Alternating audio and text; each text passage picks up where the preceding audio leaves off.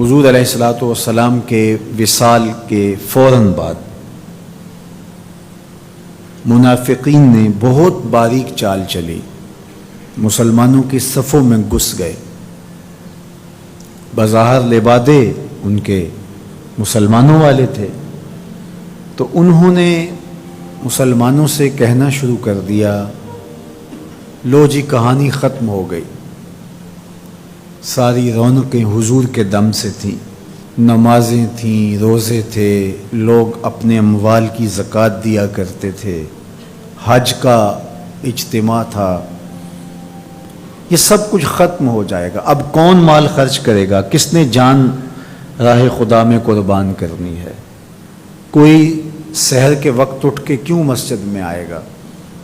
بظاہر لگتا تھا کہ یہ بڑی ہمدردی اور دلجوئی سے حقیقت حال کو بیان کر رہے ہیں، لیکن اس کے اندر چھپا ہوا ظاہر تھا۔ جو نئے قبائل اسلام لائے تھے، یہ خبر جب ادھر پہنچی تو انہوں نے ارتداد کا رستہ اختیار کر دیا۔ بہت سارے قبیلے، آپ پڑھیں تاریخ، مرتد ہو گئے، کسی نے زکوٰۃ دینے سے انکار کر دیا، مسلمہ کذاب نے اپنی جھوٹی نبوت کا دعویٰ کھڑا کر دیا۔ حضرت صدیق اکبر کا دل زخمی ہے، کلیجہ زخمی ہے، لیکن اب اس صورتحال کا جب آپ نے مشاہدہ کیا تو آپ آگے بڑھے اور ایک اونچے ٹیلے پہ کھڑے ہوئے لوگوں کو اشارہ کیا۔ لوگوں نے جناب ابو بکر رضی اللہ تعالیٰ عنہ کو دیکھا تو ادھر لپک کے آ گئے، تو حضرت ابو بکر صدیق رضی اللہ تعالیٰ عنہ نے مختصر خطاب کرتے ہوئے آپ نے کہا، لوگوں مجھے ایک بات بتاؤ، تم اللہ کی عبادت کرتے تھے کہ رسول اللہ کی عبادت کرتے تھے؟ لوگوں نے کہا کہ ہم اللہ کی عبادت کرتے تھے۔ تو کہا کہ اگر تو تم رسول اللہ کی عبادت کرتے تھے تو حضور وصال کر گئے، اور اگر تم اللہ کی عبادت کرتے تھے تو وہ آج بھی حی ہے، لا یموت ہے، اسے موت ہے ہی نہیں۔ پھر کہا، جس دین کے لیے میرے اور آپ کے آقا و مولا نے اپنی ساری زندگی لگا دی، کیا حضور کے وصال کر جانے کے بعد تم اس دین کو چھوڑ دو گے؟ تو لوگوں نے کہا، کیوں چھوڑیں گے؟ تو کہا، پھر اٹھو اور دین کا جھنڈا لے کے پوری دنیا پہ چھا جاؤ۔ تو آپ نے لوگوں کو سنبھالا۔ تو حضرت عبداللہ ابن مسعود رضی اللہ تعالیٰ عنہ فرماتے ہیں کہ اگر حضرت ابو بکر رضی اللہ تعالیٰ عنہ کے ذریعے سے اللہ ہمارے اوپر احسان نہ کرتا تو ہم ہلاک ہو جاتے۔ اس امت کو بکھرنے سے بچایا ہے، شیرازہ متحد رکھا ہے، تو وہ ذات سیدنا صدیق اکبر رضی اللہ تعالیٰ عنہ۔ اور حضور یہ سارے اشارے دے کر گئے تھے۔ ایک خاتون آئی، کوئی کام تھا اس کو، اس نے کہا، تو حضور نے فرمایا پھر آنا۔ تو اس نے کہا کہ اگر میں پھر آؤں تو آپ نہ ہوں، اس کی مراد یہ تھی کہ آپ وصال کر گئے ہوں۔ تو آقا کریم علیہ السلام نے فرمایا، اگر میں نہ ہوا ابو بکر تو ہوں گے، میں نہ ہوا تو ابو بکر کے پاس آ جانا۔ اللہ اکبر۔ حضور نے حضرت ابو بکر رضی اللہ تعالیٰ عنہ کو اپنی زندگی میں مصلی پہ کھڑا کیا۔ ترمذی کے لفظ ہیں، حضور نے ارشاد فرمایا، لا ینبغی لقوم فیہم ابو بکر ان یؤمہم غیرہ، کسی قوم کے لیے مناسب ہی نہیں ہے کہ ابو بکر ان کے اندر رہتا ہو اور امامت کوئی اور کروائے۔ مروا ابا بکر فلیصلی بالناس، ابو بکر کو حکم دو کہ وہ لوگوں کو نماز پڑھائے۔ اور پھر مصلی پہ جا کے حضرت ابو بکر کھڑے ہوئے۔ 17 نمازیں حضور علیہ الصلوۃ والسلام کی حیات طیبہ کے اندر حضرت ابو بکر نے پڑھائی ہیں۔ اللہ اکبر۔ فرمایا، ما نفعنی مال احد قط ما نفعنی مال ابی بکر، مجھے کسی کے مال نے اتنا نفع نہیں دیا جتنا ابو بکر کے مال نے دیا۔ اللہ کے علاوہ اگر میں کسی کو خلیل بناتا تو ابو بکر کو بناتا، لیکن اللہ میرا خلیل ہے، جنہیں سیدہ کہول اہل الجنہ کہا گیا، جنت کے بوڑھوں کے سردار بنائے گئے۔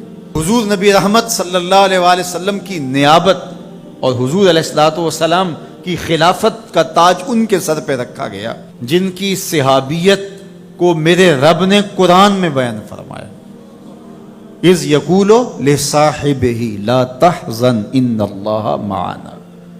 جب غار ثور میں حضور علیہ الصلوۃ والسلام سیدنا ابو بکر رضی اللہ تعالیٰ عنہ کی گود میں سر رکھ کے لیٹے ہوئے تھے، سانپ ایڑی پہ ڈنگ کے ڈنگ لگا رہا ہے اور آپ اپنی ٹانگ کو جنبش نہیں ہونے دیتے، آنکھوں کا حلقہ توڑ کے آنسو حضور کے رخسار پہ گرتے ہیں، اور آقا کریم بیدار ہوتے ہیں اور بیدار ہو کے پوچھتے ہیں مالا کا یا ابا بکر، ابو بکر کیا ہوا؟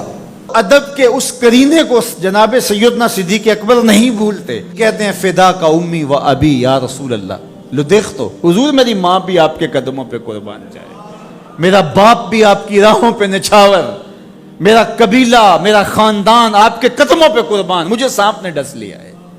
تو محبت کا یہ اسلوب اور الفت کا یہ طریق آپ کو یہاں ملے گا کہ انداز الفت نہیں چھوڑتے۔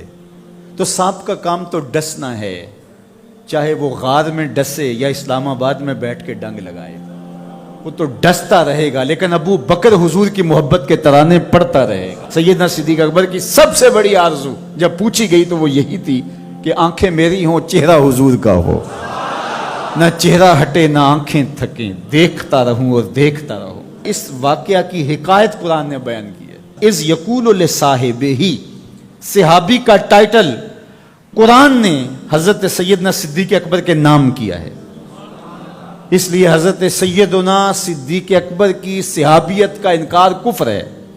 جو حضرت صدیق اکبر کو کافر کہتا ہے وہ خود کافر ہے، اس لیے کہ ان کا ایمان، ان کا اسلام اور ان کی صحابیت قرآن کی قطعی نص سے ثابت ہے اور ان لفظوں کے ساتھ ثابت ہے۔ اذ یقول لصاحبہ لا تحزن، کہا گھبرانے کی ضرورت نہیں، ان اللہ معنا، اللہ ہمارے ساتھ ہے، اللہ ہمارے ساتھ ہے۔ اور پھر کہا وَالثَّانِي اثْنَيْنِ إِذْ هُمَا فِي الْغَارِ، دو میں سے دوسرا، اللہ اکبر، اللہ نے دو میں سے دوسرا کہا ہے، یہ شان ہے سیدنا صدیق اکبر کی، جو ثانیہ اثنین ہیں غار میں۔ اللہ اکبر، یار کہتے ہیں حضور کا سایہ نہیں تھا، لیکن جناب ابو بکر سائے کی طرح حضور کے ساتھ تھے، قبر کے بھی ساتھی، بدر کے بھی ساتھی، سفر کے بھی ساتھی، حضر کے بھی ساتھی۔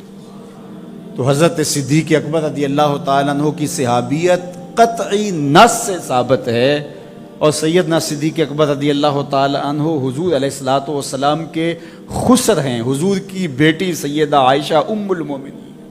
حضرت سیدنا صدیق اکبر رضی اللہ تعالی عنہ کا دایاں ہاتھ حضور نے اپنے ہاتھ میں پکڑا ہے اور بایاں حضرت عمر کا ہاتھ پکڑا ہے، اور حضور ایسے مسجد نبی سے باہر نکل رہے ہیں اور کوئی شخص داخل ہوا تو فرمایا قیامت کے دن ہم ایسے ہی اٹھائے جائیں گے، دائیں ہاتھ میں ابو بکر کا ہاتھ ہوگا، بائیں ہاتھ میں عمر کا ہاتھ ہوگا۔ اللہ اکبر، یہ ہیں حضرت ابو بکر رضی اللہ تعالی۔ جو بدبخت سیدنا صدیق اکبر رضی اللہ تعالی عنہ کے ایمان پہ شک بھی کرے وہ مومن نہیں رہتا۔ یہ وقت بھی آنا تھا ہمارے اوپر کہ پاکستان کے دارالحکومت میں کھڑے ہو کر کے سیدنا صدیق اکبر رضی اللہ تعالی عنہ کے بارے میں ایسے نازیبہ کلمات کہے جانے تھے، استغفر اللہ، العیاذ باللہ۔ حضور علیہ الصلوۃ والسلام نے ارشاد فرمایا اذا رأیتم الذین یسبون صحابی فقولوا لعنۃ اللہ علی شرکم۔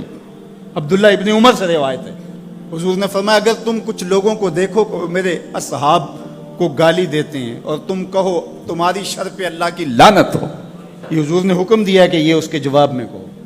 اور ایک حدیث کے لفظ ہیں، حضور علیہ السلام نے ارشاد فرمایا من سب اصحابی فعلیہ لعنت اللہ والملائکۃ والناس اجمعین، جو میرے اصحاب کو گالی دے اس پر اللہ کی بھی لعنت، فرشتوں کی بھی لعنت اور تمام مخلوقات کی بھی لعنت۔ تو یہ ملعون جو حضرت سیدنا صدیق اکبر اور دیگر اصحاب کو بھونکتے ہیں اور ان کے بارے میں نازیبہ کلمات کہتے ہیں، ان کی شر سے اس ملک کو پاک کرنا چاہیے۔ چنگاری جب بھڑکائی جاتی ہے تو پھر پورے شہر جل جاتے ہیں۔ 7-8 سال قبل کی کہانی ہمیں یاد ہے کہ کیا دردناک لمحات ہوتے تھے، روزانہ لاشیں اٹھانی پڑتی تھی، وہ ایسے ہی ناعاقبت اندیش لوگوں کی وجہ سے ہوا۔ اگر اداروں نے اس میں تساہل برتا، سستی سے کام لیا، یا کسی شخص کی خوشنودی کے لیے انہوں نے پسو پیش کیا تو یا معاملے کو گول مول کرنا چاہا تو حالات کنٹرول میں نہیں رہیں گے۔ یہ بھڑکائی ہوئی آگ ملک کو خاکستر بنا سکتی ہے۔ اللہ میرے وطن کی حفاظت فرمائے۔ ایسے بد زبانوں کو لگام دینی چاہیے کہ جو اصحاب رسول کو بھونکتے ہیں اور اتنے سخت جملے کہتے ہیں. معاذ اللہ سیدنا صدیق اکبر کو کافر کہا جائے گا؟ جو صدیق میرے نبی کے دل کا چین ہے، جو اسلام کی بہار ہے. عبداللہ ابن مسعود فرماتے ہیں ہم بچے ہی ابو بکر کی وجہ سے تھے ورنہ ہلاک ہو جاتے. جس ابو بکر رضی اللہ تعالیٰ عنہ کو حضور نے مصلی پہ کھڑا کیا، جس ابو بکر رضی اللہ تعالیٰ عنہ پہ اتنا اعتماد تھا کہ ہجرت والی رات ان کا انتخاب کیا. حضرت سیدنا عمر رضی اللہ تعالیٰ عنہ نے حضرت ابو بکر رضی اللہ تعالیٰ عنہ کا ذکر کیا اور رو پڑے اور کہا کہ ابو بکر میری زندگی کی ساری نیکیاں لے لے اور غار والی ایک نیکی مجھے دے دے. اور پھر کہا کرتے تھے کہ کاش کہ میں ابو بکر کے سینے کا بال ہوتا.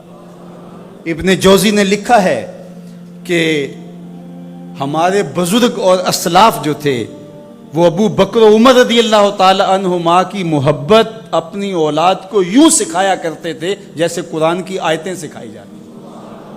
ان کی محبت اولادوں کے سینوں میں راسخ کیا کرتے تھے.